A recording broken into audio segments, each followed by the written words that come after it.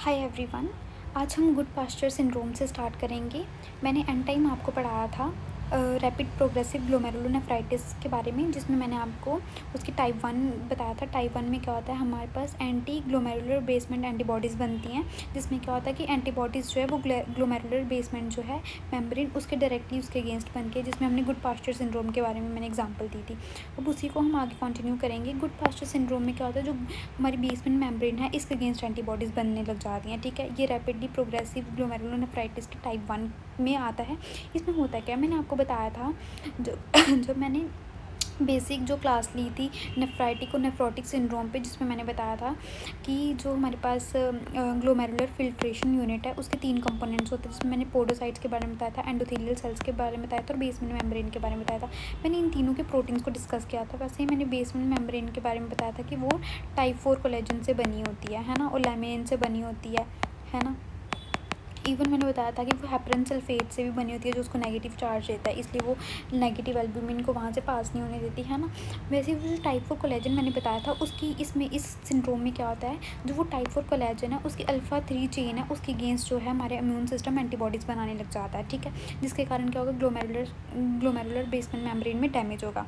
अब जो ये alpha 3 chain of the type 4 collagen है, ये टाइप 4 कोलेजन है वो कहाँ कहाँ प्रेजेंट होता है, बेसमेंट मेम्ब्रेन में प्रेजेंट होता है। किस किस की बेसमेंट मेम्ब्रेन, एक तो ग्लोमेरुलस की, दूसरा एल्विलर बेसमेंट मेम्ब्रेन की। ठीक है, वहाँ पे ये टाइप 4 कोलेजन प्रेजेंट होता है। अब ये जो एंटीबॉडीज़ है ये डायरेक्टली उस बेसमेंट मेम्ब्रेन को अटैक करेंगी, ग्लोमेरुलस वाले को भी और एल्विलर वाले को भी। ठीक है, तो मतलब 2 जगह जो है इंजरी देखने को मिलेगी। ठीक है, कहाँ कहाँ, एक तो हमें किडनी इफेक्ट दिखेगी, एक तो लंग भी इफेक्ट दिखेगी। ठीक है, तो अब किडनी के कारण क्या हो जाएगा, हिमेचूरिया होने के चांसेस हैं। मतलब किडनी अगर इंजरी हुई, वहाँ पे ग्लोमेरुलर बेसमेंट मेम्ब्रेन के अगेंस्ट अगर एंटीबॉडीज़ बनी है तो हमें हिमेचूरिया दिखेगा, क्योंकि आरबीसीज लीक होने लग जाएंगे यूरिया में। और अगर लंग में हुआ तो हमें हीमोटिसिस दिखेगा, मतलब ब्लड इन सलाइवा दिखेगा। ठीक है, अब देखो किडनी में होता क्या है, हम सबसे पहले ये समझते हैं। देखो GBM एंटीबॉडीज़, मतलब एंटीबॉडीज़ बनी ग्लोमेरुलर बेसमेंट मेम्ब्रेन के अगेंस्ट, जो डायरेक्टली कहाँ पे बाइंड करगी, जो है ग्लोमेरुलर बेसमेंट मेम्ब्रेन पे बाइंड करगी। अब जिसके कारण क्या हुआ, कॉम्प्लीमेंट एक्टिवेट हुआ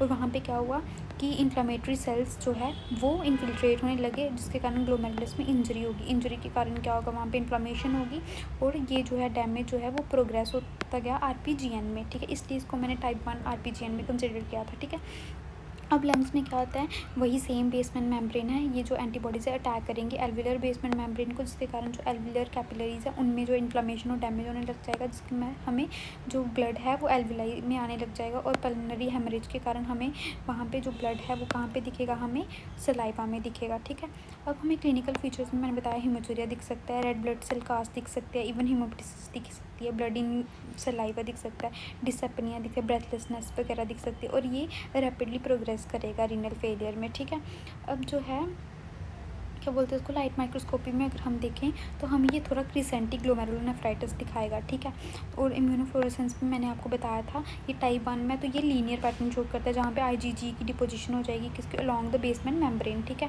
और ये इसका करेक्टरिस्टिक डायग्नोस्टिक फाइंडिंग है। ठीक है, कि हमें लीनियर जो है डिपोजिशन दिखती है। इलेक्ट्रॉन माइक्रोस्कोपी में हमें जो है बेसमेंट मेम्ब्रेन की इंजरी दिखेगी, पर वहाँ पे विदाउट इम्यून कम्प्लेक्स डिपोजिशन हमें इसमें नहीं दिखेगा, अनलाइक PSGN जहाँ पे हमें सब एपिथेलियल हम्प्स दिख रहे थे।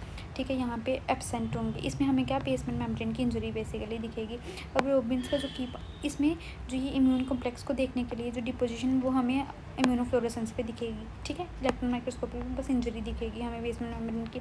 इसके की पॉइंट्स क्या है, GBM डिजीज़ है ये। ठीक है, एंटीबॉडीज़ बनेगी किसके अगेंस्ट, टाइप 4 कोलेजन, मतलब हमारी बॉडी खुद ही जो है ऑटो एंटीबॉडीज़ बनाने लग जाती है हमारे ही कोलेजन के अगेंस्ट, हमारे ही बेसमेंट मेम्ब्रेन के अगेंस्ट। और जो बेसमेंट मेम्ब्रेन है उसके अल्फा 3 चेन के टाइप 4 कोलेजन की अल्फा 3 चेन के अगेंस्ट, जो कि एल्वुलाई में भी है और किडनी में भी है। तो हमें ग्लोमेरुलस में अगर उसने किया तो हेमेचूरिया दिखेगा, लंग में किया तो हमें हिमोप्टिसिस दिखेगी।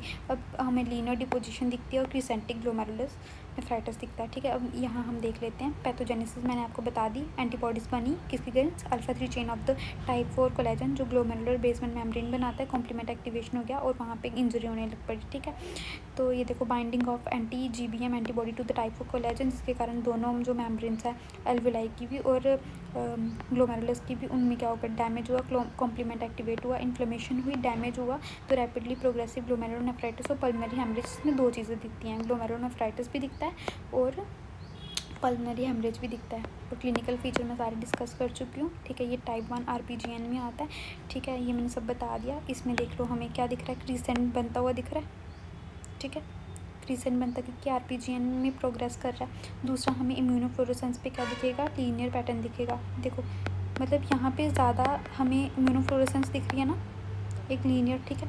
अच्छा, इलेक्ट्रॉन माइक्रोस्कोपी में हमें ज़्यादा कुछ नहीं, हमें thickening of glomerular basement membrane दिखेगी, क्योंकि वहाँ पे क्या होगा, डिपॉजिट होगा किसका, इम्यून कॉम्प्लेक्स का, ठीक है।